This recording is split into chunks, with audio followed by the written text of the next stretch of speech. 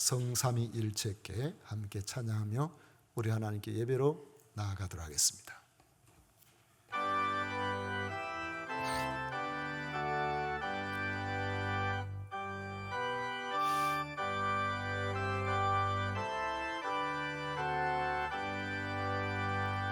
성삼위일체께 한없는 찬송을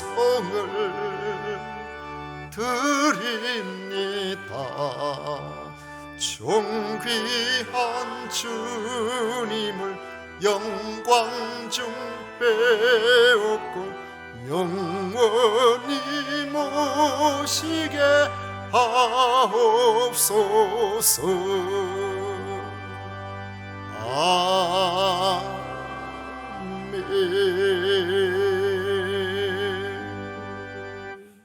오직 여호와는 그 성전에 계시니 온 천하는 그 앞에서 잠잠할지니라. 아멘.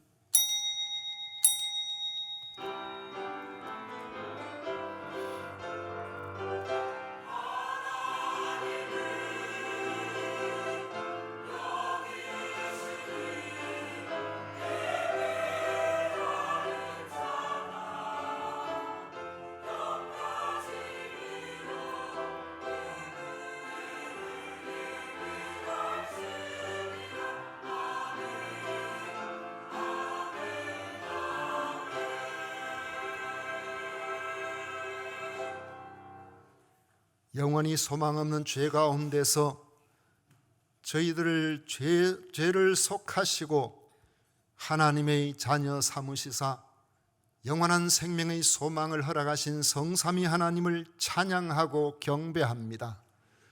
하나님의 사랑을 입은 주의 자녀들이 나와서 예배를 드리오니 영광을 받으시옵고 저희들에게는 한없는 위로와 소망의 시간이 되게 해 주옵소서.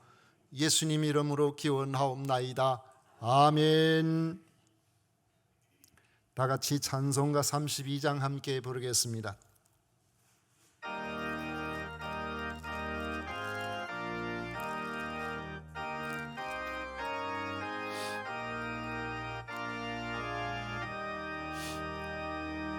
만주의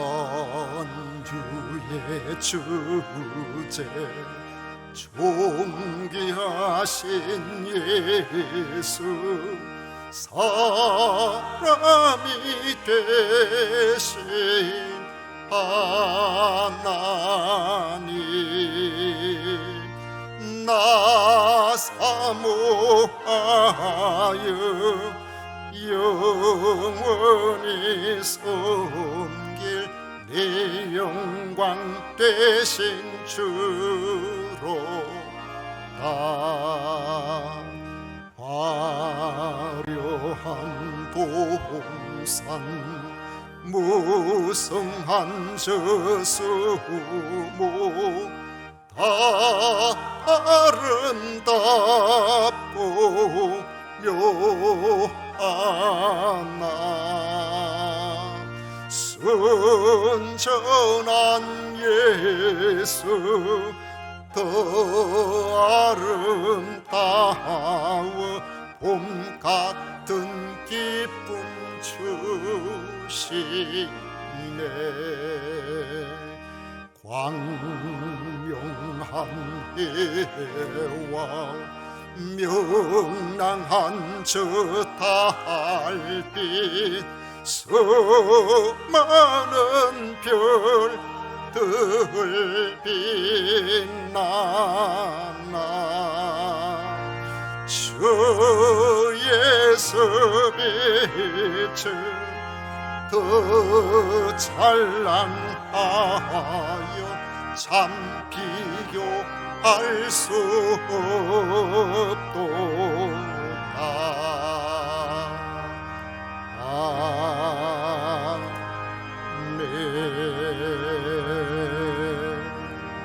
성시교독 제7번 함께 교독하겠습니다. 찬송가 뒤에 있는 교독문 제7번입니다. 여호와여 어느 때까지이니까 나를 영원히 잊으시나이까? 나의 영혼이 번민하고 종일토록 마음에 근심하기를 어느 때까지 하오며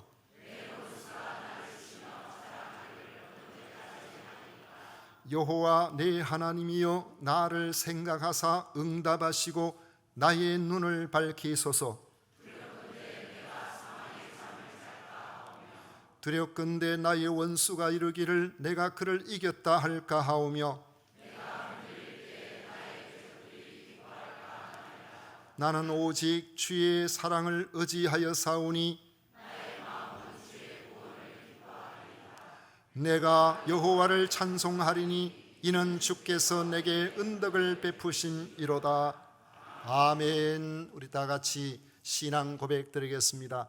전능하사 천지를 만드신 하나님 아버지를 내가 믿사오며 그 외아들 우리 주 예수 그리스도를 믿사오니 이는 성령으로 잉태하사 동정녀 마리아에게 나시고 본디오 빌라도에게 고난을 받으사 십자가에 못 박혀 죽으시고 장사한 지 사흘 만에 죽은 자 가운데서 다시 살아나시며 하늘로 오르사 전능하신 하나님 우편에 앉아 계시다가 저리로서 산자와 죽은 자를 심판하러 오시리라.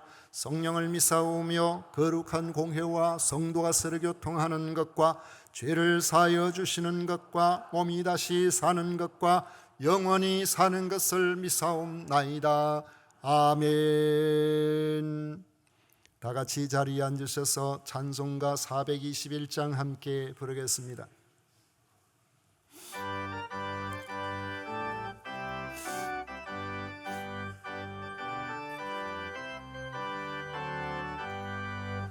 내가 예수 믿고서 죄 사함 받아 나의 모든 것 다 변했네. 지금 내가 가는 길 천국 길이요 주의 피로 내 죄가 씻겼네. 나의 모든 것 변하고 그 피로서 받았네. 하나님은 나의 구원 되시오니 내게 정죄함 없겠네. 주님 밝은 빛에 싸우둠에 치니 나의 모든 것 다 변했네. 지금 내가 가 온전케 됨은 주의 공로를 의지함일세. 나의 모든 것 변하고 그 피로 구속 받았네. 하나님은 나의 구원 되시오니 내게 정죄함 없겠네. 내게 성령 임하고 그 크신 사랑 나의 맘에 가득 채우며 모든 공포 내게서 물리치시니 내 맘 항상 주 안에 있겠네. 나의 모든 것 변하고 그 피로 구속 받았네. 하나님은 나의 구원 되시오니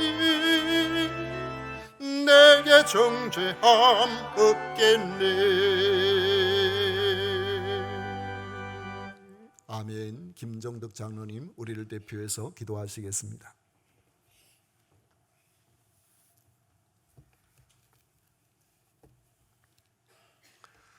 우리 하나님 아버지, 영광의 소망이 되시며 만물의 어뜸이 되시는 주님을 찬양합니다. 오늘도 하나님께 예배 드릴 수 있도록 은혜 베풀어 주셔서 감사합니다. 하나님의 말씀 안에서 살겠다는 다짐을 하지만 세상의 유혹에 흔들리는 우리는 이렇게 나약합니다. 십자가의 보혈로 우리의 연약함을 살펴주셔서 정결한 마음으로 예배드리게 하여 주시옵소서. 하나님 아버지, 우리 교회의 기둥인 5개 전도회가 하나님께 헌신을 다짐하는 예배를 드리게 하심을 감사드립니다. 어려운 시대에 살아가는 우리 전도의 회원들에게 날마다 성령 충만한 은혜를 주셔서 자신을 이기고 죄를 물리칠 수 있도록 하여 주옵소서. 어렵고 힘든 일이 있을지라도 맡겨진 직분을 잘 감당하여 승리할 수 있도록 인도하여 주옵소서. 하나님 아버지, 성도들의 가정을 축복해 주셔서 가정마다 감사의 기쁨이 넘치게 하시고 많은 열매들을 거두는 한 해가 되게 하여 주시옵소서. 우리 교회의 미래의 비전에 큰 꿈을 꿀 수 있는 마음을 성도들에게 허락하여 주시고 주위에 좋은 환경들을 주시고 성도들이 늘 성령 충만되게 하여 주셔서 우리의 가정을 위하여, 이웃을 위하여, 우리나라를 위하여 항상 기도하게 하시고 어려움과 시험이 우리 앞을 딱 가로막을 때라도 하나님께서 친히 도우셔서 이겨나갈 수 있도록 힘과 능력을 다하여 주옵소서. 물질의 문제로 우리의 믿음이 발목이 잡히지 않게 하시며 건강 때문에 우리가 봉사의 손길을 멈추는 일이 없도록 인도하여 주옵소서. 더욱더 주의 거룩하심을 닮아가는 복된 삶을 살아가기를 원하오며 기도드립니다. 하나님 아버지, 하나님의 보냄을 받은 사자 목사님을 영육간에 강건하게 하여 주옵시고 우리의 심령을 가득 채우는 거룩하고 진실한 하나님의 말씀을 선포하게 하시고 말씀을 듣는 우리의 눈과 귀를 열어주셔서 그 말씀을 바로 깨닫게 하여 주옵시고 깨달은 말씀을 삶에 실천하며 참된 그리스도인의 삶을 살아가게 하여 주시옵소서. 성가대의 찬양과 함께 온 성도들이 하나님을 향하는 마음을 담아 예배를 드립니다. 찬양을 통해 큰 힘을 얻는 귀한 시간이 되게 하여 주옵소서. 이 모든 말씀 예수님의 이름으로 기도드리옵나이다. 아멘.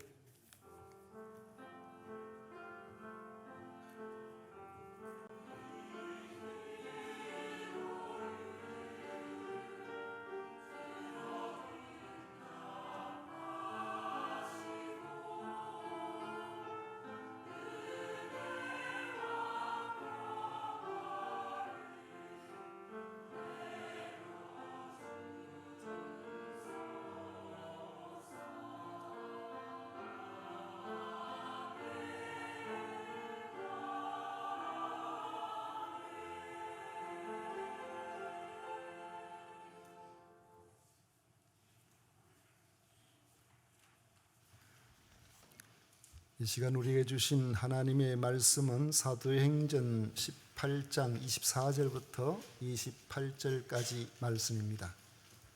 사도행전 18장 24절부터 28절까지 말씀을 교독하겠습니다. 알렉산드라에서 난 아볼로라 하는 유대인이 에베소에 이르니 이 사람은 언변이 좋고 성경에 능통한 자라.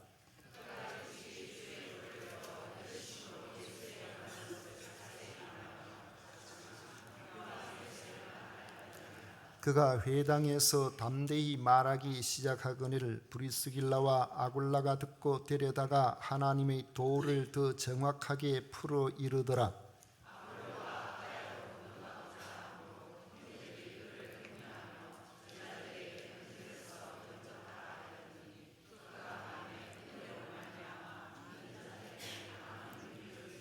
다 같이 읽습니다. 이는 성경으로서 예수는 그리스도라고 증언하여 공중 앞에서 힘있게 유대인의 말을 이김이러라. 아멘. 이 시간 성가대에서 정성껏 준비한 찬양으로 우리 하나님께 영광을 올려드리겠습니다.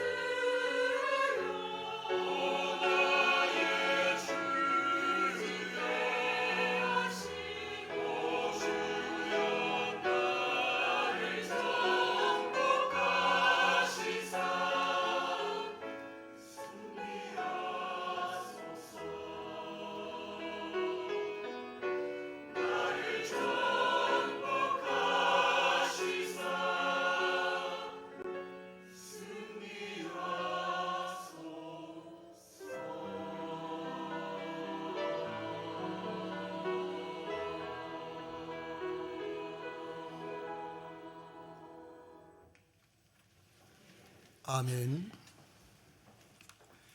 오늘 우리 함께 읽은 말씀을 가지고 그리스도이신 예수님이라는 제목으로 같이 말씀을 나누고자 합니다.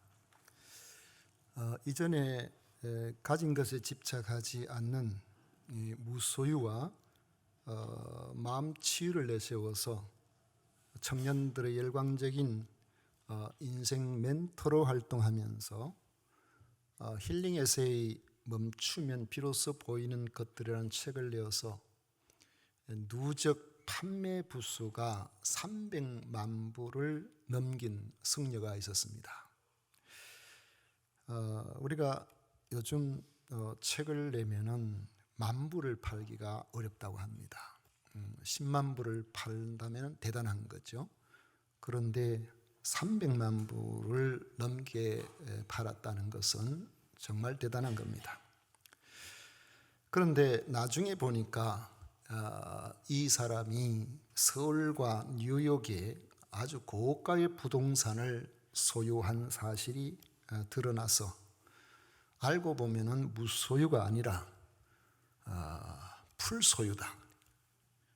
보통 사람이 갖지 못한 모든 것을 다 가지고 있는 그런 사람이었다면서 실망감과 배신감을 안겨준 적이 있었습니다. 또 어떤 개그맨은 청년들이 힘든 것은 여러분들이 탓이 아니고 국가와 사회가 잘못한 탓이라면서 여러분은 그 자체로 가치 있는 존재라고 하면서 지친 이들을 위로하였습니다. 지친 이들에게 당신은 지금 있는 그 모습 그대로 가치 있는 존재라고 말해준다면은, 그리고 경쟁사회에 어려운 것은 당신 탓이 아니고 사회 구조가 문제가 있다, 정부가 정책을 잘못해서 그렇다고 하면서 그렇게 말해주면은 얼마나 위로가 되겠습니까? 그와 반면에 어떤 이는 노력이 부족해서 그렇다, 열심히 노력해야, 치열하게 그렇게 해야 되지, 그렇게 해야 길이 보이고 그렇게 하는 것이지, 이렇게 이야기하는 분도 있습니다만은 우리가 세상 사는데 노력만으로 다 됩니까? 열심히 노력해도 안 되는 부분들이 있잖아요. 그런데 우리가 이런 위로의 글이 우리의 마음을 편하게 해줄 수는 있지만은 근본적인 해결책은 되지 못합니다. 진정한 위로는 마음만이 아니라 새로운 삶을 살게 하는 능력에 있기 때문에 그렇습니다. 절망적인 상황에서 예수님께 찾아 나온 사람들은 하나같이 그 절망에서 벗어났습니다. 삶을 새롭게 했습니다. 예수님을 찾아 나온 이들은 하나같이 새 힘으로 살아갔습니다. 예수님은 그리스도이시기 때문에 그렇습니다. 바울 사도는 이런 예수님을 만났고 예수님이 그리스도이심을 전해왔습니다. 예수님은 이런 바울에게 놀라운 은혜를 허락해 주심으로 이런 은혜를 받은 바울이 자신의 새롭게 된 모습, 보라, 내가 새로운 피조물이 되었다. 우리가 새로운 피조물이 되었다. 그런 마음, 그런 선포와 마찬가지로 이 복음을 전해 받은 사람들도 바울처럼 새로운 피조물로서 새로운 삶을 살게 하였던 것입니다. 바울 사도는 2차 전도 사역을 마무리하고 안디옥으로 돌아갈 때에 에베소에서 잠깐 머물렀던 적이 있습니다. 이때 고린도에서 함께 왔던 브리스길라 아굴라 부부는 에베소에 남고 바울은 예루살렘을 방문한 후에 안디옥으로 돌아가게 됩니다. 그 후 안디옥에서 잠깐 있다가 다시 3차 전도 사역을 시작하게 되는데 1차, 2차 전도 사역에서 복음을 전했던 튀르키예 남중부 지역인 갈라디아와 부르기아 땅을 다니면서 성도들의 신앙을 굳건하게 세워나가며 결국 다시 예배소를 방문하게 됩니다. 이 본문의 말씀은 바울이 떠났다가 다시 에베소를 방문하게 되는, 그러니까 2차 사역과 3차 사역의 중간에 그 사이에 에베소에서 일어난 일입니다. 바울이 떠나고 얼마 있지 않은 때에 아볼로라는 유대인이 에베소에 왔습니다. 본문은 아볼로에 대해서 언변이 좋고 성경에 능통하며 예수님에 대한 가르침에 열심히 있는 사람이라고 소개하고 있습니다. 아볼로는 그 출신이 알렉산드리아 태생 유대인입니다. 알렉산드리아는 주전 332년에 알렉산더 대왕이 세운 해양 도시입니다. 지금의 이집트 나일강 삼각주 왼쪽에 있는 지중해 해안 연안에 위치해 있는데, 이집트 여왕 클레오파트라가 죽기 전까지는 이집트 왕국의 수도였습니다. 로마와 안디옥과 함께 로마 제국에서 3대 도시에 들어가는 당시 무역과 상업, 헬라 학문과 문화의 중심지라고 말할 수가 있습니다. 요즘 우리가 생각할 때 3대 도시라고 하니까 그냥 3대 도시인가 싶지만은, 사실 그 시대를 보면은 전 세계에서 인구가 제일 많이 모이는 그런 도시 세계 중에 하나라는 뜻입니다. 로마 제국이니까요. 지금 세계 인구가 81억을 이제 넘어섰는데, 그 시대에 2000년 전에 그 시대에 전 세계 인구가 2억으로 추정합니다. 그런 시대에 지금은 1000만 도시, 2000만 도시도 있지만은, 그때는 이 100만 도시라는 것은 상상할 수 없을 정도로 큰 도시인데, 로마가 100만 도시였어요.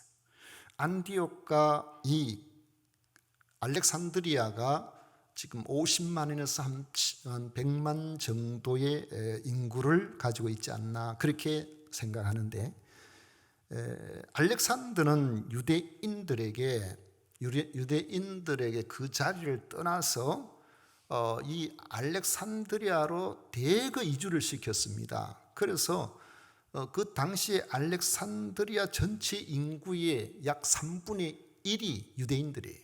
그래서 20만에서 한 30만 명의 유대인들이 그곳에 살고 있었다라고 그렇게 보는데, 주전 280년경 구약 성경을 히브리 성경을 헬라 성경으로 번역하는데 그걸 70인경이라 하거든요. 70인의 학자들이 모여서 히브리 성경을 헬라어로 번역을 했었어요. 그 번역 사업은 사실 방대하고 금방 할 수 있는 것도 아니기 때문에, 이건 좀처럼 우리가 쉽게 할 수 있는 그런 부분이, 특히 당시로서는 그게 쉽지 않은 그런 때입니다. 이걸 감당하기 위해서는 경제나 이 문화가 받쳐줘야 되고 학적인 그런 여건들도 충분히 갖춰져야 되는데, 아볼로 당시 알렉산드리아의 그 당시의 문화나 그 수준들이 대단했다는 사실을 보여주고 있습니다. 플라톤 하면은 정말 대단한 철학자죠. 소크라테스는 플라톤이 있었기 때문에 알려진 그런 사람입니다. 플라톤이 소크라테스의 제자로서 플라톤의 말을 남겨놓지 않았으면, 소크라테스가 우리 세계 4대 성인이라고 말들 하지만 소크라테스가 있는지 없는지도 몰랐을 거예요. 이런 대단한 이 플라톤 같은 이런 사람, 그래서 그 알렉산드리아에는 유대의 플라톤이라는 평판을 들을 만큼 박식한 유대인 철학자 필로가 있었는데, 로마 제국에서 아주 유명한 철학자입니다. 그 당시에 필로가 생존해 있었다는 것이죠. 이 아볼로가 이 필로로부터 배웠다고 그렇게 보여지는 겁니다. 아볼로는 알렉산드리아에서 태어난 유대인으로서 헬라의 문화에도 익숙한 국제적 역량을 가진 사람이라고 할 수 있습니다. 요즘 말로 하면 글로벌 인재예요. 특히 24절에 보면 언변이 좋고 성경이 능통한 자라고 소개하고 있는데, 언변이 좋다는 것은 헬라적인 문화와 학문의 풍부한 지식을 가지고 있을 뿐만 아니라, 이 알렉산드리아 자체가 헬라 도시니까 유대인들이 그곳에 있었지만 유대인 강력한 공동체가 있어도 그곳에는 유대인들은 헬라 문화와 히브리적 문화를 같이 공유하는 그런 환경에 놓인 사람들이란 말이죠.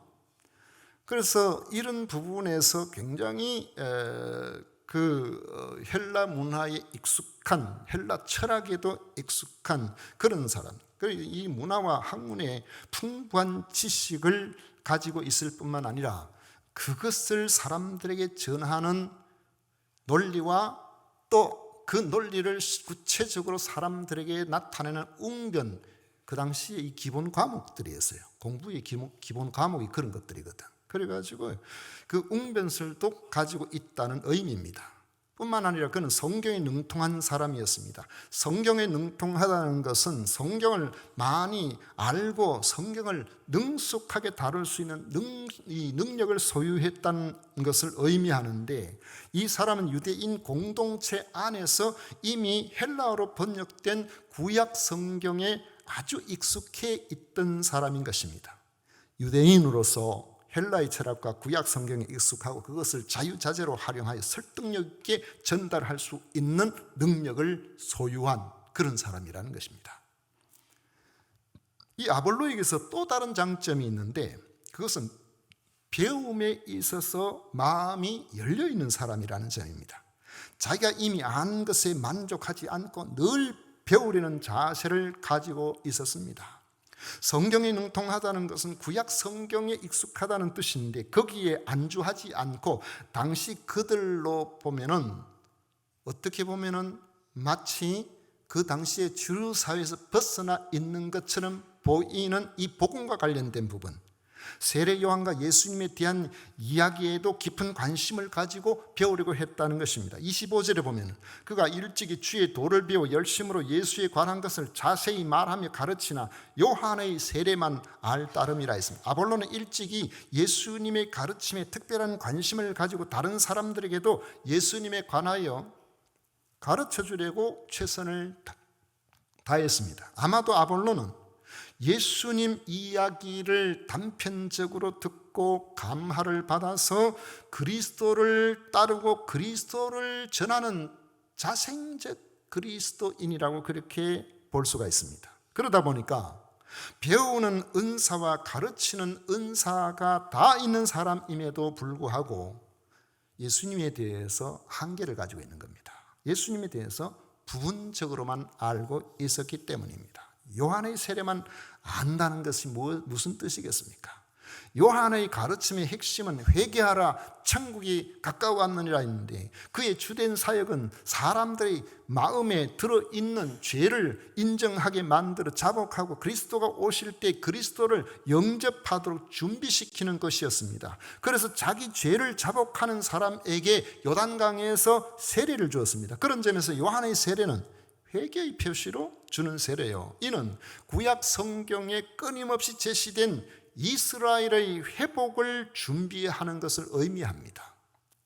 자신과 이스라엘의 죄에 대해서 깊이 회개하고 그리스도가 이스라엘을 회복하시는 때를 기다리는 히브리적인 소망이 요한의 회개의 세례 안에 들어있다는 것이죠.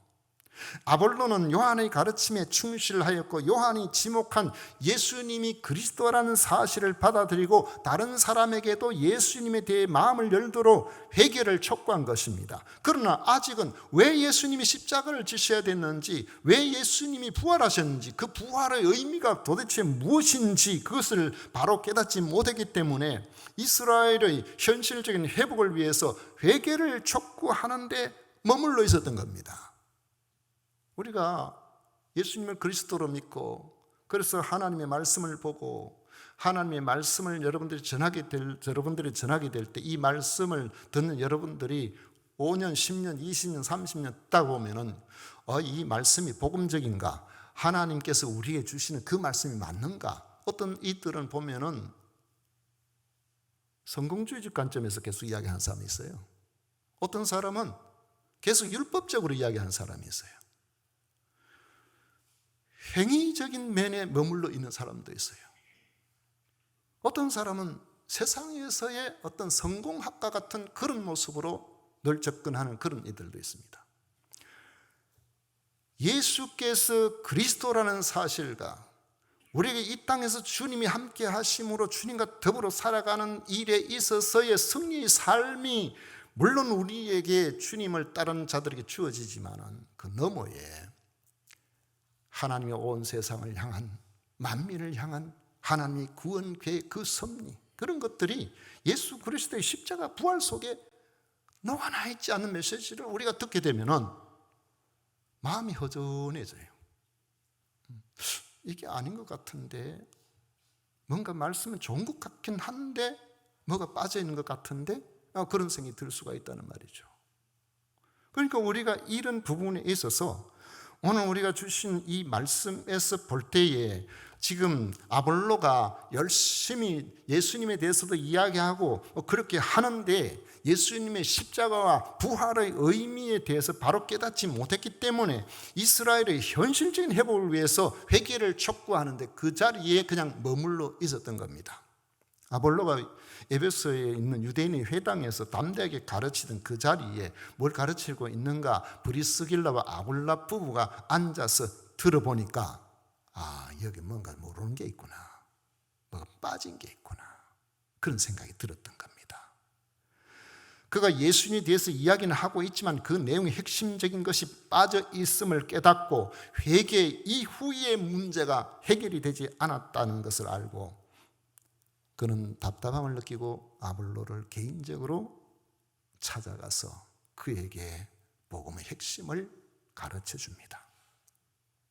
우리가 하나님 앞에 죄인이었음을 깨달았고 죄를 회개해야 한다는 것을 알고 회개했다면 그 자리에 예수님을 그리스도로 모셔드려야 됩니다. 예수님을 그리스도로 믿고 자신의 주님으로 영접하게 되면 주님의 영이신 성령께서 그에게 임하시게 되는데 그때 비로소 그리스도이신 예수님을 통해서 이루시는 하나님의 구원의 경륜이 우리의 영과 우리의 정신과 우리의 육체와 우리의 삶의 전반에 나타나도록 되어 있다는 거죠. 전인적인 구원입니다.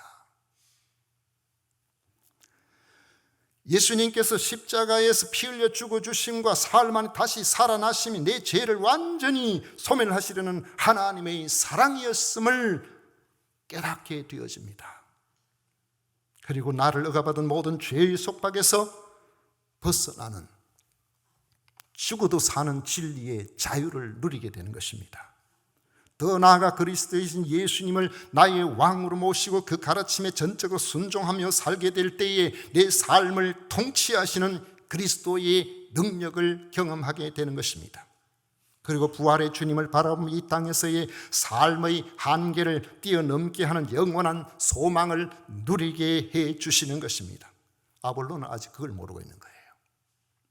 이런 점에서 볼 때 예수님에 대한 아볼로의 지식은 아직까지 온전한 지식이 아니다는 것입니다. 그래서 브리스길라와 아굴라 부부는 아볼로를 데리고 가서 예수님이 어떤 분이신지, 왜 예수님이 십자가를 지셨는지, 왜 예수님이 부활하셨는지, 그것이 우리와 무슨 상관이 있는지에 대해서 유대인과 이방인 모두에게 예수님의 십자가와 부활이 어떤 의미가 있는지에 대해서 자세히 가르쳐 주게 되었던 것입니다.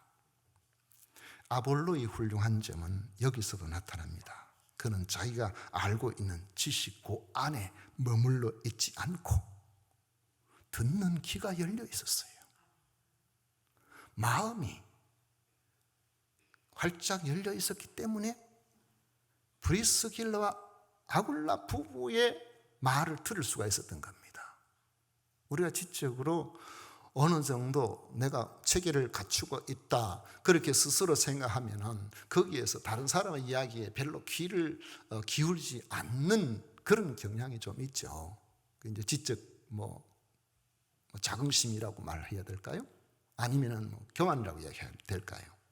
아볼로는 이런 점에서 대단히 훌륭해요. 하나님께서는 이런 아볼로에게 예수 그리스도에 대한 온전한 지식을 깨닫게 해주셨습니다. 준비되어 있던 아볼로는 드디어 복음의 진수를 발견하게 된 것입니다. 이게 뭔가 이게 다가 아닌 것 같은데 그걸 확실하게 알지 못하고 있는 그때에 브리스길라와 아굴라 부부가 예수님에 대한 하나님의 깊은 경륜에 대해서 턱 건드려주니까 그렇구나. 그렇구나. 제가 여러분들 그 전에 한번 말씀을 한두 번 드린 적이 있죠. 제가 복음을 전하니까 어떤 분이 할머니, 그때 한 70 되신 할머님이, 제가 처음 이제 신방 등록해가지고 그래가지고 처음 신방을 갔는데 가서 그분에게 왜 우리가 예수님을 믿는지에 대해서 설명을 하니까 그 할머니가요 갑자기 자기 무릎을 탁 치더니만은 목사님, 그래서 예수님을 믿군요. 저는 하나님을 믿으면 되지 왜 예수님을 따로 믿어야 되는지 그게 항상 궁금했습니다.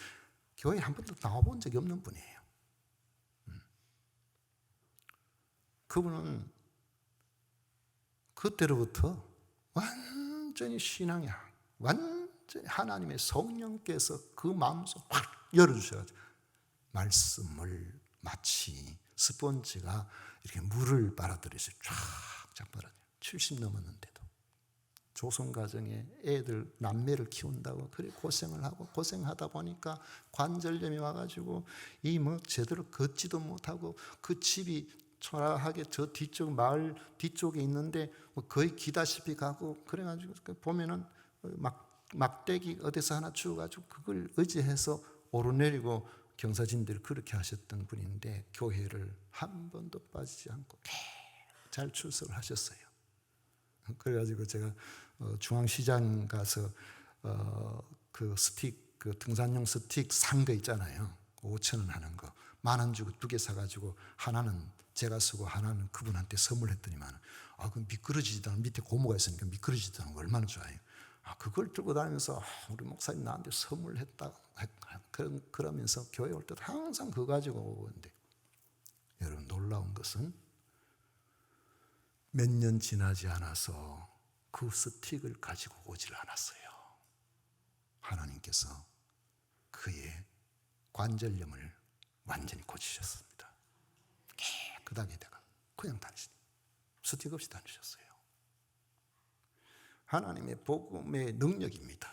주 앞에 들어오면 우리 구원받는 뿐만 아니라 이 땅의 삶에 있어서 하나님의 다스리심이 있는 주의 통치가 나타나는 그런 삶을 살게 되는 것입니다.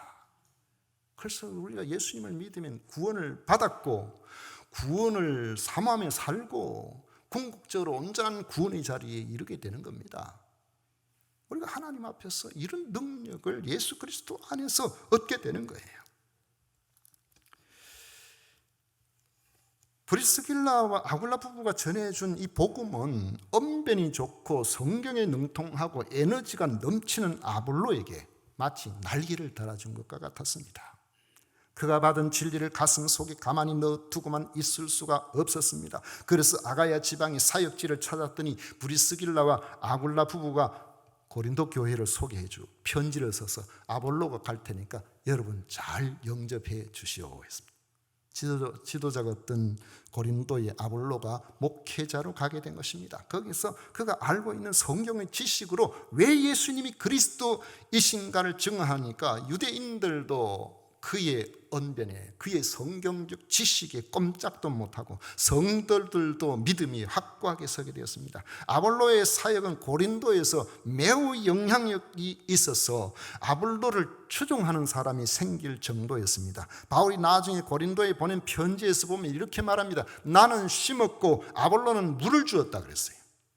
대단히 영향력 있는 사역자가 된 것이죠. 그래서 우리가 성경을 보면은 바울 사도가 쓴 편지가 13권이 나오고, 그리고 다른 이들은 누가 썼다, 베드로, 전후서 베드로가 썼고 뭐 이렇게 되잖아요. 그런데 히브리서는 누가 쓴지를 몰라요. 왜냐하면 저자를 밝히지 않았어요. 저자를 밝히지 않았는데 저는 히브리서를 아볼로가 썼을 거라고 그렇게 생각합니다. 왜냐하면 히브리서를 보면은 히브리서에는 구약 성경의 인용이 굉장히 많이 나옵니다. 그런데 구약 성경의 인용이 많이 나오는데 그게 히브리어 구약 성경을 인용한 것이 아니라 헬라어 70인역 구약 성경을 인용했어요. 아볼로는 그것에 70인역 헬라어에 굉장히 익숙한 사람이거든요. 그런 점에서 볼 때 이 아볼로가 참 대단하게 쓰임을 받는 사람이 아닐까. 누군지는 뭐 내가 누구다 말 안 하는데 아볼로가 디모데를 또 잘하는 거 보니까 그런 것 같아요. 히브리서에 보면 그 나오거든요. 복음은 우리에게 현재의 상황, 고단하고 지친 우리들에게 위로를 줄 뿐만 아니라 우리로 하여금 생명을 살리는 능력입니다. 예수님의 십자가 부활의 의미를 바로 알고 예수님이 하나님의 아들이심을 믿고 나의 삶을 주님 앞에 맡김으로 주께 주님을 왕으로 모시고 그렇게 예수님의 다스리심을 받아들이고 그 가르침에 순종하면 우리의 지금 형편이 어떠한 상황에 있든지 그리스도인으로서의 의미 있는 새로운 삶을 살도록 능력을 부어 주시는 겁니다. 예수께서 그리스도이심을 알게 하는 복음의 능력은 천막 제조업자인 브리스길라와 아굴라 부부를 자신들만 예수님을 믿고 새로운 삶을 살도록 한 것이 아니고 당대에 보면은 최고의 학자 중에 한 사람을 볼 수 있는 언변이 좋고 성경에 능통한 대단한 학자인 이 아볼로의 복음의 선생이 되었어요. 그리스도라는 것은 기름 부음을 받은 자는 그런 의미가 있지만 그 속에 왕이라는 의미가 있습니다. 내가 예수님을 믿는다는 뜻은 예수님을 내 삶을 다스려 주실 왕으로 모신다는 거예요. 만약 그리스도인임을 고백하면서도 내 삶에 무엇인가 비어있다고 그렇게 느껴진다면 그리스도로 오신, 왕으로 오신 나의 왕이 되신 예수님께 자신을 온전히 드려보십시오. 그리스도로서 주님의 능력이 그때에 여러분 자신과 여러분이 하시는 모든 일들에 강력하게 나타나기 시작하는 것을 알게 될 것입니다. 우리가 하나님 앞에 나오게 되고 주께서 원하시는 삶을 살라고 하고 기도하고 고단한 삶을 살아가는 많은 일들 중에 보면은 우리가 알지 못하는 일들로 고단하게 되는 경우도 있지만은 사실상 우리의 탐욕 때문에 지나친 욕심, 하나님께서 기뻐하시지 않는 것, 하지 말라고 하시는 것, 우리의 건강을 위해서 절제하라고 하시는 것을 절제하지 못하고 계속 받아들이는 것, 그게 음식이 될 수도 있어요. 이런 것들로 여러분 우리의 많은 삶에 과도한 욕심으로 능력을 벗어나는 그런 일들로 우리가 근심거리를 만들고 고민거리를 만드는 경우도 많아요. 그러놓고 하나님 앞에 기도할 때 하나님 왜 제 기도 안 들어주세요? 하나님 너무하신 거 아니에요? 하고 그럴 수도 있다는 거죠. 그래도 하나님께서는 그래 그것 때문에 나한테 오고 그것 때문에 나한테 기도해? 그래도 괜찮아. 그러나 하나님께서는 우리에게 거기서 머물러 있게 하지 아니하시고 거기에서 더 깊은 자리로 들어가게 하시는 겁니다. 그렇게 하기 위해서는 어떻게 해야 되느냐? 그리스도 나의 왕이신 예수님 앞에 나의 삶을 맡겨드리는 겁니다.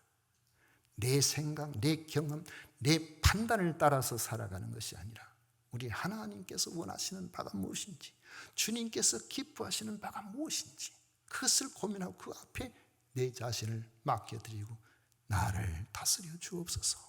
주 앞에 나아가면 그때부터 놀라운 일들이 일어나게 되는 줄 믿으시기를 바랍니다. 그리스도이신 예수님에 대한 온전한 지식을 가진 그리스도의 사람들, 그래서 능력 있는 성도의 삶이 되시기를 주의 이름으로 축복합니다. 기도하겠습니다. 고마우신 하나님 아버지, 우리 하나님이 주시는 놀라우신 은혜로 예수님을 그리스도로 믿고 지금까지 살게 하심을 감사드립니다. 아버지 하나님, 우리가 예수님을 그리스도로 믿는다고 하면서도 나의 왕으로 온전히 내 삶을 맡겨드리지 못한 부분도 있습니다. 주님 긍휼히 여겨주셔서 주님 앞에 우리 자신을 맡겨서 우리를 다스려 주시는 주님을 알게 하여 주옵소서. 피곤하고 지치고 고단한 삶에 수고하고 무거운 짐진 자들아 다 내게로 내가 너희를 쉬게 하리라고 말씀하신 우리 하나님 앞에 하나님의 다스리심을 주님 앞에 맡겨드림으로 말미암아 우리의 삶에 새살이 나게 하시고 새순이 돋게 하여 주시고 새 능력이 나타나게 하여 주옵소서. 예수님 이름으로 기도하옵나이다. 아멘. 찬송가 423장 함께 부르겠습니다.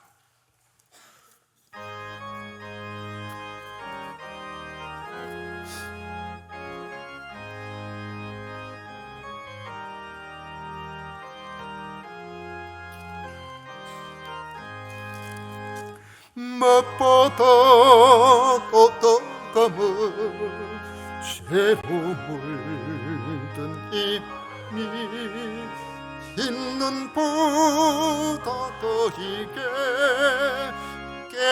깨끗하게 씻겼네. 주의 보혈 흐르는데 믿고 뛰어나가 주의 은혜 네가 입어 깨끗하게 되었네. 모든 의심 걱정과 두려움이 사라져 슬픈 탄식 변하여 기쁜 찬송되었네.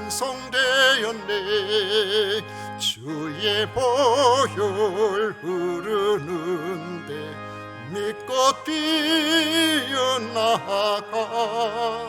주의 은혜 네가 입어 깨끗하게 되었네. 세상 구기영화와 즐겨하던 모든 것 주를 믿는 내게는 분토만도 못하다. 주의 보혈 흐르는데 믿고 뛰어나가 주의 은혜 내가 입어 깨끗하게 되었네. 나의 모든 법에는 저 천국에 쌓였네. 나의 평생 자랑은 주의 십자가로다. 주의 보혈 흐르는데 믿고 뛰어나가 주의 은혜 내가 입어 깨끗하게 되었네. 아멘.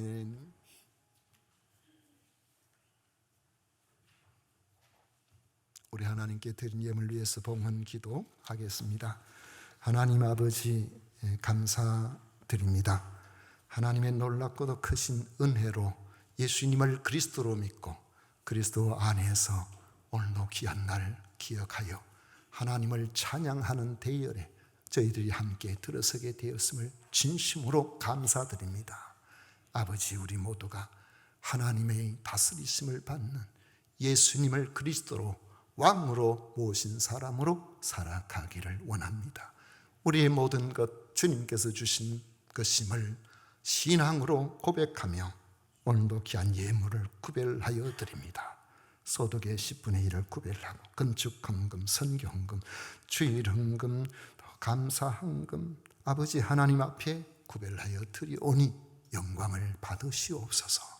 아버지 한 드린 손길들마다 모든 것의 주인 되시는 하나님 저들의 삶에 직접 보여주시옵기를 간절히 원합니다. 아버지 하나님, 이 시간에 생일 감사헌금 드린 이들이 있습니다. 주은정 권사님, 최진성 집사님, 또 김지민 학생, 생일 감사 헌금 드리고, 김경옥 집사님, 주성빈 집사님 아들 이준이 첫돌 생일 감사 헌금 드립니다. 우리 하나님 함께 하셔서 지금까지 1년 동안 지켜주신 하나님, 또 앞으로 1년 동안 건강하게 해주시고 저들의 삶을 통하여 하나님의 영광 받으실 수 있도록 눈동자와 같이 지켜 보호하여 주옵소서. 오늘도 아버지 하나님, 저희들이 주님을 사랑하는 마음으로 하나님께서 맡겨주신 귀한 사역자로서 아버지의 구석구석에서 섬기고 봉사하는 이들이 있습니다. 저들을 위로해 주시고 잘 감당할 수 있도록 좋은 환경도 허락하여 주시옵소서. 오늘도 주님 앞에 드린 모든 것 우리 하나님께서 기쁘게 받으심을 믿사옵고 예수님 이름으로 축복하며 기도하옵나이다. 아멘. 지금은 우리 구주 예수 그리스도의 은혜와 하나님 아버지의 놀라우신 사랑과 성령 하나님의 위로 축복 교통하심이 겸비 그리스도를 자신의 왕으로 모시고 나의 모든 삶을 맡겨드린 모든 성도들 위해, 그의 삶의 온갖 터전들 위해, 그의 자손들 위해 영원토록 함께 있을지어다. 아멘.